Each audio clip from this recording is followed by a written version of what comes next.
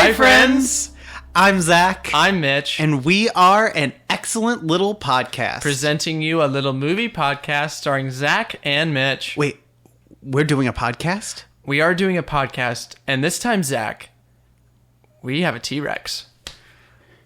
Say again? We have a T-Rex. I'm not feeling too good. All right, Zach, put your head between your knees, and welcome to Jurassic World.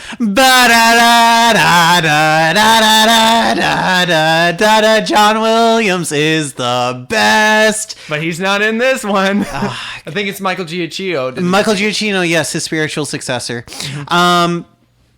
Yeah.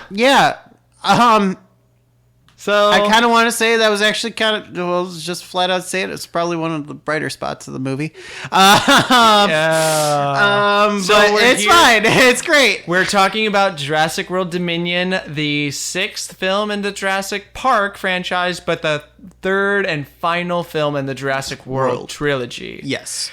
A little introduction, directed by Colin Trevorrow, thank you. Mm-hmm. Screenplay by Emily Carmichael, Colin Trevorrow, and Derek Connolly. Yep. Nice little summary. 4 years after the destruction of Isla Nublar, dinosaurs now live and hunt alongside humans all over the world. This fragile balance will reshape the future and determine once and for all whether human beings are to remain the apex predators on a planet they now share with history's most fearsome creatures in a new era. God damn it. I can't believe that's the official synopsis. Yeah. All right. So So this one's probably going to be quick. Yeah. Not going to lie. Because we're going to probably the biggest thing that we're probably going to talk about is probably going to be our cast. Yeah, because there's a lot. There's a lot. But we're going to go ahead and go through this. We're going to try and make this as painless, because it was kind of painful for Zach as and I. possible. So as we do with every review, we split this up into 3 sections. We split it up into our non-spoiler section, where we'll give our non-spoilerly things that we want to talk about, such as our cast and our first thoughts, and maybe some non-spoilerly or small spoilery things, not that are very, very big. And there'll be an alarm. And then we'll have our review, where we give our review of the movie, whether we ate it up, it needed to cook a little more, or we fed it to jazz. Then we'll have an alarm. And then we'll have an alarm and go into our spoiler side, and then we'll be done. Yeah. So, yeah. Mitch, can I take my first thoughts on this one? Oh, yes, please. Okay, great. So, I actually went into this movie kind of a little optimistic. I actually was more excited for this than Top Gun. Holy shit, why? Oh, God.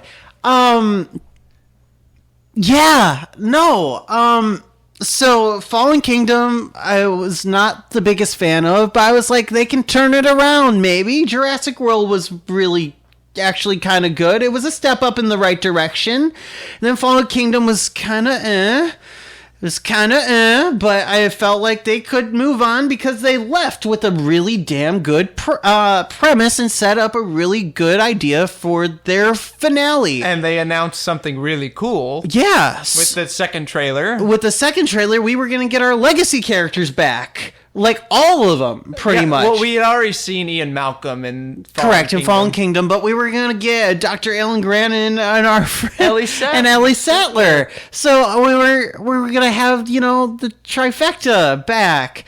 And with this, there was so much that this movie had going for it. And God, I thought I was going to get at least a sirloin, but no, I ended up getting a lot less than I wanted. And it was long. And you had some vegetables, I think. Oh, I had more than vegetables. I needed some Pepto-Bismol to get through this shit. Okay, so go ahead. What do you think? What were your first impressions of this? So it sucked. Oh, I'm not even gonna sugarcoat it. It sucked. It had some. I will add this. It had some good moments. Mm-hmm. I want to say that it did. There are moments in here you're like, oh, that was actually kind of cool. Oh, that was actually kind of nice. But good moments do not make a good film. This sucked. So it has to be, for me, the worst out of the Jurassic Park franchise. In total. In total, yes. Worst in this trilogy, worst in the franchise. Plain and simple, cut and dry, period, amen, 100%. I think you agree, but this movie, it was just bad. Yeah. And it is a missed opportunity. They had so much going for this movie. And there were so many things. The plot was terrible. The acting was par. Yeah, I would say that. Acting was par. And the directing, me and Zach are big film buffs. Yep. We pick up on things that a lot of people in the general audience don't see. And I don't know if there was some horrible editing or just bad directing, but there were some bits in the movie that were just like, how the fuck did that even happen? How the fuck did that get past the cutting floor? Yes. And we'll get to that later. Yeah. So also, I want to also say this, too, before we get into our cast performances and our little bit that we're going to talk about. Going into that theater, I realized I didn't take that back. I didn't realize how many kids were going to be in this theater. Oh, Jesus. I really didn't. But once I was in the theater, I was like, oh yeah, dinosaurs. I'm sorry, every little boy at some point has had a fixation on dinosaurs at some point in their younger life. I haven't. Not you? Not Hey, me. that's a first. I was more into Cars? Not cars. Not cars? I started after my obsession with Barney the dinosaur. Okay. So yes, it was a dinosaur, but not this kind of dinosaur. Yeah, not dinosaurs. I went straight into the superheroes. Okay, Like Batman, Spider-Man, and all of them. Okay. Star Wars and everything like that. But I never, ever got into dinosaurs. Not even like Cowboys and Indians or anything? No. Really? Huh. No. Went, Power Rangers. Okay, that's fair. I think that's why it was all Power, because Power Rangers was really popular. Anyway, but yeah, there were a lot of little kids, and I'm not talking about like who I was expecting. I was like, after I was realizing, I was like, okay, so maybe like 7-year-olds, 8-year-olds. No, there were like flat out 4-year-olds, 5-year-olds in this some movie, 2-year-olds and too. I'm like, y'all, What are you doing? no. I don't get get it. Dinosaurs. A lot of kids like dinosaurs.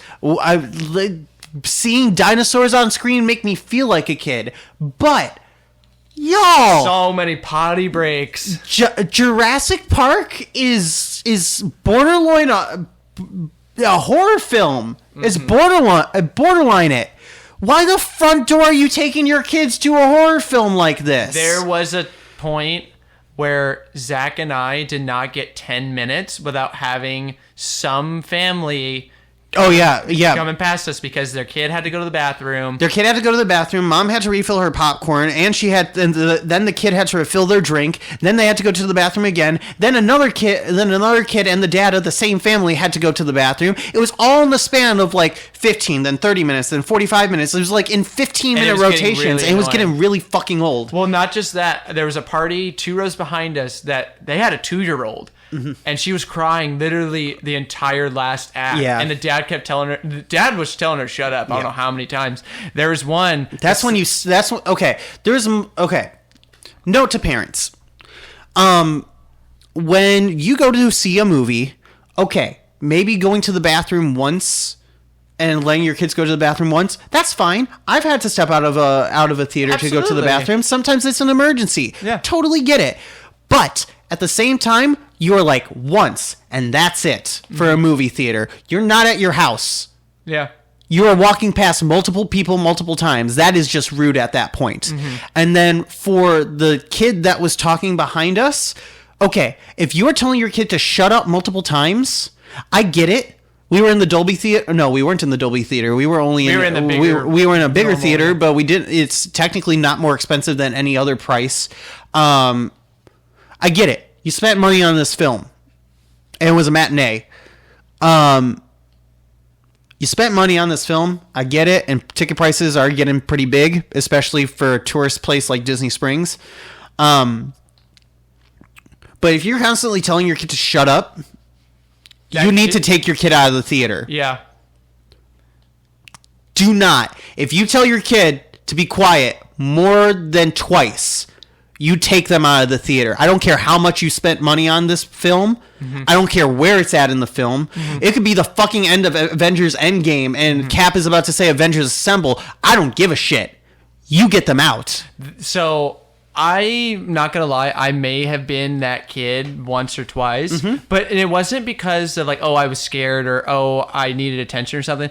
I was so fixated on the movie. Sure. I was saying the lines over and over again and making sound effects. Yeah. And we never got complained about, never did anything. But after a while, I got annoyed. And the way that I was taught was after the movie, my parents said, we get you're excited. We didn't get complained about, but the theater attendees just said, hey, next time, just make sure your kid stays quiet. He was excited because it was like certain films. Sure. And they just said, next time, just keep it to yourself. Yeah. We get you're excited. We love it. We know you love movies. Just stay quiet. And I got that. Yeah. All it took was just one movie. Yep. And that was it. My younger brother, on the other hand, I don't know how many times. And after a while, I told my mom, like, we can't take him to a theater. We can't do it. We took him to the drive-in, couldn't sit still. He was crying the entire time because he was way too young to even see a movie in the first place. So finally, we had to leave. The second movie, we were literally we saw Two Towers. Oh. And he was... How young was he on that one? He was 4. Jesus. He was 4. But he enjoyed the first one. But before that, he was 3, and we went to go see Austin Powers in Gold. Oh, okay. But it wasn't that he wasn't quiet. He was in Austin Powers and Goldmember. It wasn't the fact that he was quiet. He couldn't sit still. Yeah. He went from row to row because we went with a big group. It was like us and like 2 other families. Yeah. He went from that family to my family to the other, and we got complained about. Yeah. We got complained about, and we told him on the way, like, you have to sit still. You have to do this. He didn't get it. We went to, and we said, like, you're not going to go see a movie with us for a while. Yep. And he didn't. Then we went to see Two Towers. It was like a 9-month period. We didn't take him to see Spider-Man. We didn't take him to see anything else. Probably could have Spider-Man. How and dare? We had because he couldn't sit still. I know. So we took him to see Two Towers. He started behaving better, but it was us. It was like me, my grandma, him, and my mom and my friend and another family that we knew very well. Yeah. That was the only people in that theater. Got it. He ran around the entire theater, and I'm surprised we didn't get kicked out. Yeah. And I told my mom, like, you need to get him. Yep. Find something. And she's like, I can't. No, you can. You just don't want to be an adult. Yeah. Finally, my grandmother had to forcefully grab him and sit him down. And he still kept doing it. The drive home I couldn't concentrate on the movie because he was moving around like a wild man. So finally, on the drive in, and parents, you need to do this. On the drive home, you've got to tell your children, you behaved poorly at that theater. Yeah. This is how you act. How you acted is unacceptable. Yeah. I'm not saying spank your kids. I'm not saying slap your kids. Nope. If you believe in a small spanking, that's fine. I'm all for a slight like that. That's fine. I hope it didn't hurt you. But hope I didn't. He's crying. I'm sorry. I'll give you a lollipop later. I'll give you a lollipop later. But again, be a parent. If you need to take your kid out, even if it's just for 5 minutes. Yeah. Take him out, get their sugar count low, get him some water, tell him... Let him run around the halls or something. Yeah, that's fine. Do something. Get their energy out. And then get them back in. They're calm. Let them watch the movie. Have them sit on your lap. Do something. But ultimately, at the end of the day, be a parent. Yes, please. Okay. All right. So you got your thoughts. We got our thoughts. We vented. All right. So we're just gonna jump into these performances really, really quickly. I'm gonna kind of like double them up because, to be honest, they're kind of in pairs mostly. So So we'll go ahead and talk about Chris Pratt as Owen and Bryce Dallas Howard as Claire. We can talk about Maisie too. Oh yeah, we can talk about Isabella Maisie too. Sermon, yeah, as Maisie. Because that was the three. I felt like they did okay. It's where their characters were logically gonna go. I'm gonna say this right now. I'm getting real tired of Chris Pratt. I'm not, but this definitely wasn't his best. I feel like he was like kind of done with this franchise. Well, it was it's not like, just that. This is my last one. I'm kind of getting out. But his acting, I get it. He probably was around blue screen the entire time. Yeah. But I think we see it in the trailer where he falls into water in ice. Yep. You would figure he would have the better acting ability and his smartness, if you will, to when he came out of literal ice, freezing water, to actually think like, I just got out of freezing cold water, but I literally felt like I just got out of the shower. I mean, he kind of looks like it, but it was it was just. It was I like Chris Pratt as an actor. I think he's got good chops. I love Young Guardians of the Galaxy, but it's starting to bore on me. Yeah. And Bryce Dallas Howard, she just was there for a paycheck. I think she was. I think she wants to direct more. I agree. I think she's a fine actress. Oh, absolutely. But I think her talent lies behind the camera. The original Gwen Stacy. I mean, she's an artist of a director. She totally, and from what we hear, she's like an actor's director because she was an actor before she was a director. So kind of like her dad. Kind of like her dad. So, and because of her dad, the great Ron Howard, Opie, like he's literally been in the business for so long and knows so many people, and like she has like said stories of like how she went to dinner with him when he had a meeting with like George Lucas, and she's just like falling to sleep on her dad's shoulder while they're talking like business. Yeah, which like is glorious. Which is like, come on, where's that in my childhood? But she has such a really wonderful eye as a director that like I see her acting in this and I'm like, you're fine.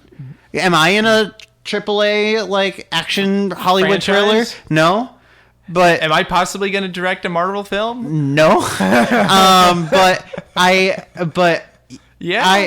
she was fine. She filled a place. I thought though Isabella Sermon as Maisie, she was really good. She was actually pretty good. She was a sunshine spot in this, and her arc was actually pretty intriguing.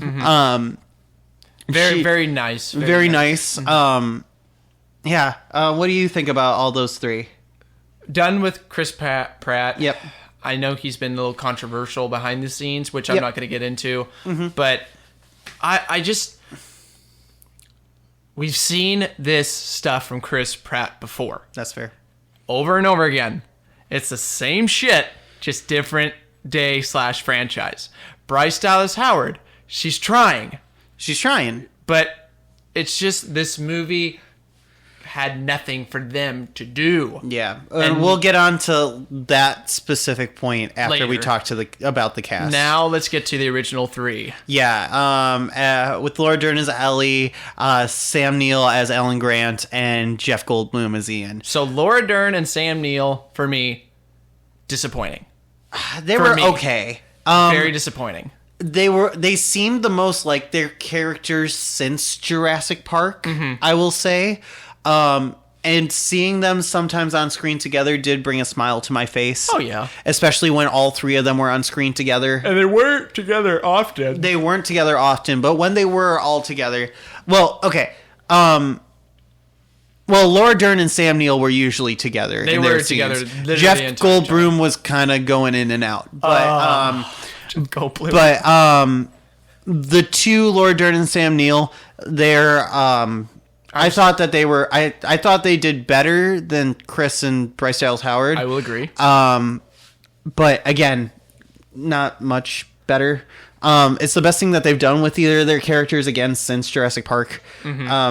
Laura Dern barely did anything in the third one, and I mean Sam Neill he acted better in this one than he did in the third one, in my personal opinion. Mm-hmm.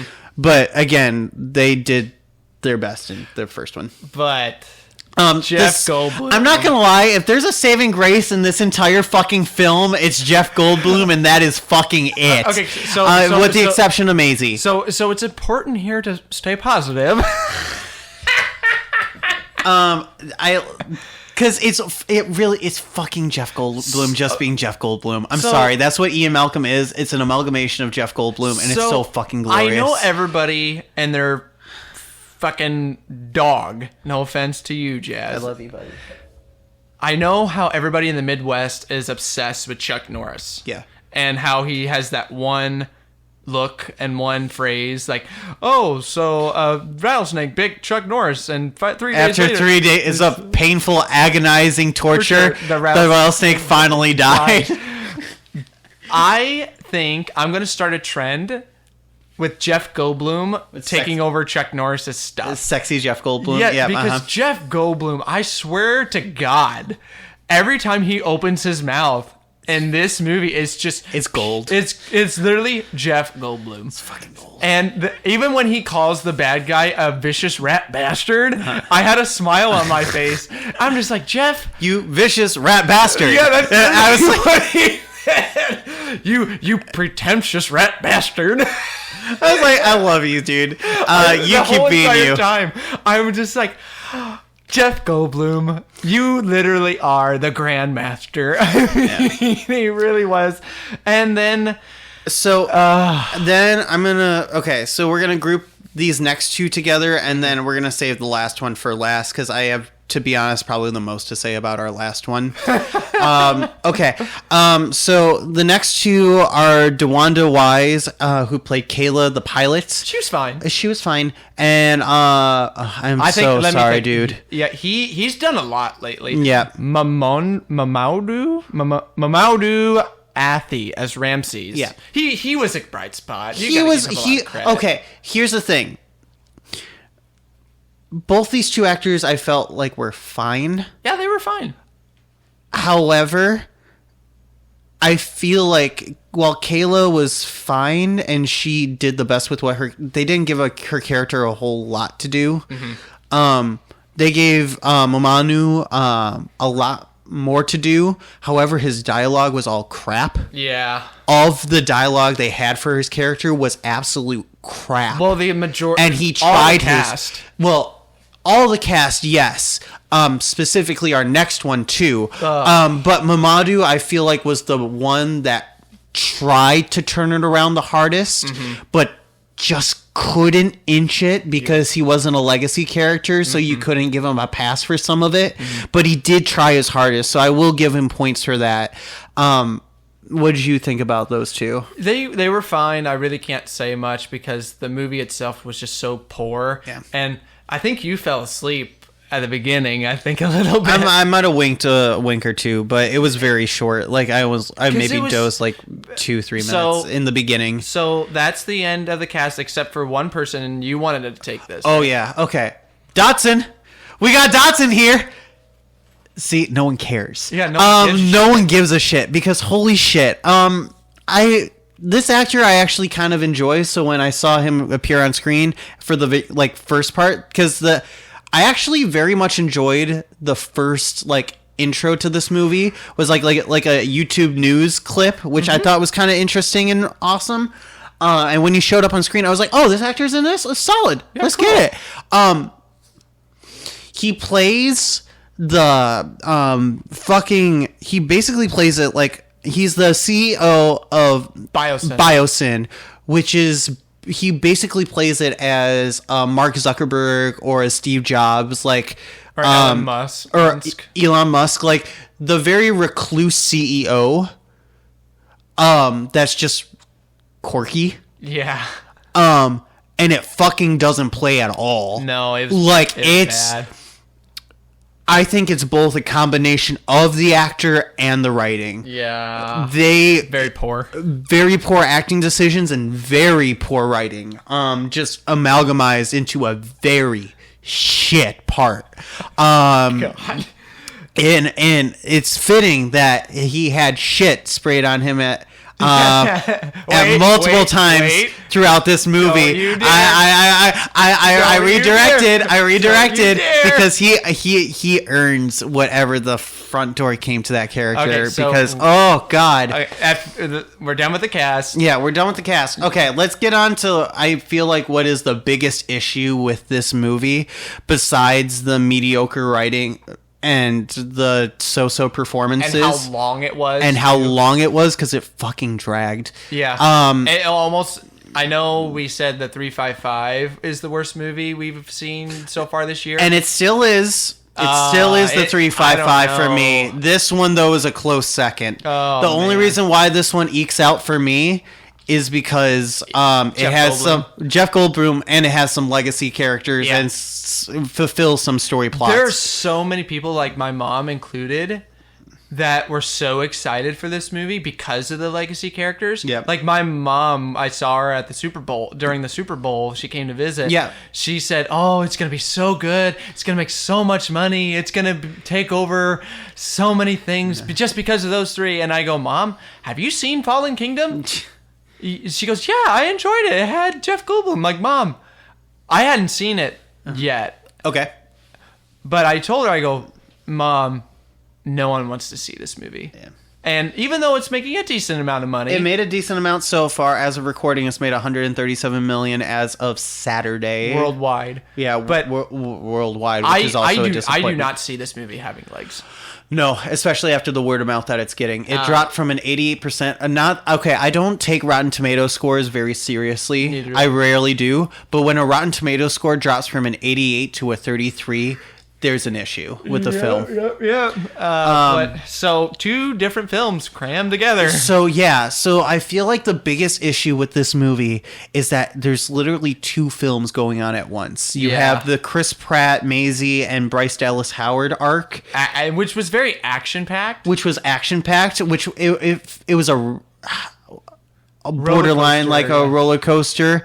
Kind of more of a rescue kind of a thing. Yeah. Where then you have Laura Dern and Sam Neill and Jeff Goldblum's plot, which is more of a heist. And kind of a stealthy. Which it kind of goes with heist, but it's not. But they do it so mediocrely on both aspects that it's like, what?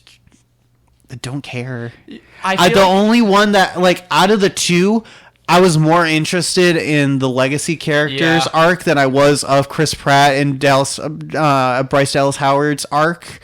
And then minor spoiler, when both casts do come together officially, It was very underwhelming. it was very underwhelming, and it happened by chance. Yeah. So it felt like it's like if they wouldn't have gone one direction, their meeting wouldn't have happened. And it was so stupid. So I won't go into it anymore. And to be honest, we're not going to go into it in our spoiler section. No, because we don't care. Because we really did. I feel like it could have been better if they would have met up earlier. I agree. If they would have actually had a plot together. Yeah. It would have been worked. They could have, but they didn't. Because can we talk about Alan and when they met up? Okay, so they are aware of each other. Yes. We can say that. Yeah. They are genuinely aware of each other. So that they easily could have, somebody could have called somebody. Well, aware of each other in terms of their reputations. Yes. Not as in they are aware of each other as, oh yeah, let me call my friend Alan Grant up on the phone. Yeah. No, they're aware of each other's reputations. Alan Grant knows that Owen trained raptors. Bryce Dallas Howard's Claire knows Ellie's reputation of her being a botanist. Yeah. Like they all know their reputations. They've just never met until the moment they do. But there could have found a way. Correct, because life always finds a way unless you're this movie. And it just didn't work. Just didn't Okay. find. So, review time. Review. I think you... It's not very big. Yeah, so... It's not a shocker. When I told you this last night, and I'm going to reiterate, So we have, you mentioned the 3 categories, I think you did. So we have Eat It Up, which we really, really like or love. Needs to cook, where elements worked, but it could have been tweaked to the point to make it a better movie. Or we feed it to jazz. Which is we did not care for it. So we have 2 other categories. I'm not going to mention the high. What do we mention the high So one? the high one is Clean Plate, which is for the high echelon movies. Near perfect, if not perfect movie. And then we have our Garbage disposal, which we wouldn't even feed to my dog because we do not recommend you waste your money on this kind of a movie. I told you it was borderline garbage disposal and feed to the dog. Correct. So I'm going to say it now. It's not garbage disposal, but I would probably feed I would give 1 bite to the dog and the rest in the garbage disposal. So overall, you are feeding it to the dog. Yes. So you are feeding it to the dog, but I would feed whatever the dog doesn't eat. If the dog doesn't eat it, you're gonna throw it down the garbage disposal. Yes, and with that, da da da da da da da da. But literally, yeah. So, okay, I didn't eat it up. And you need a lot more than just a little bit of cooking or seasoning to make this bird pretty. It's a pile of shit, y'all. It's a pile of shit. Is it not? It's not garbage disposal because again, my legacy characters kind of made some saving points. I fucking would go just to see Jeff Goldblum as Ian again. Oh, absolutely. So there are nuggets. There are nuggets in this shit, but it's still shit. And not McDonald's nuggets either. So, yeah, no, I'm feeding it to Jazz. It's not, this is not good at all. Yeah. Okay. I would, and again, I'm disappointed because there are those nuggets, when they do shine, is like, you could have had it. You could have had it. Do that shit. But you did other shit. And it wasn't the fact... There was no studio interference in this movie. No! And that's the thing! Why? There's literally... Unless we find out like a year or 2 later, oh yeah, Universal was really fucking getting into us about this. I did not feel any... I did not feel any studio interference whatsoever in this movie. So I told you this last night. I know you gave him a lot of credit for his script for episode 9. What would have been episode 9. But Colin Trevorrow. I can see why Kathleen Kennedy, Lucasfilm, and Disney had creative differences with him. Even though what would have been episode 9, his script looked and seemed really cool, his directing style and the way that he does things is just poor. Just for you, yeah. He needs to look at Jurassic World and this one, because these are the only 2 films he's directed, if I'm not mistaken. No, I think he did Fallen Kingdom too. He did not. It was J.A. Oh, you're right. You're right. I think he may have done a few indie films. I know he executive produced it. He was somewhat involved in Fallen Kingdom, but not completely. I know he had a little bit to do with episode 9 of Star Wars, executive produced, whatever. Well, yeah, he got a writer's credit. Yeah, but he didn't get any. In order for him to be a better director, he needs to do his homework. Yeah. It just, I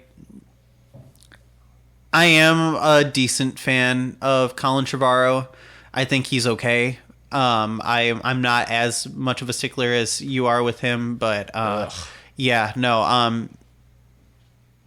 he can do better, and this is definitely not his best work by far. All right, do we even need to sound the spoiler alarm? Yeah, we'll do it really, really quick because it is a spoiler. So, spoiler alert, spoiler alert. All right, so evidently, so it's best we remain positive. No, calm down. So this is literally all I'm gonna say. Fucking Ian Malcolm has a callus on his fucking foot because his dog humped it. That's it. You know what? I'm Zach. I'm Mitch. And this has been an excellent little podcast.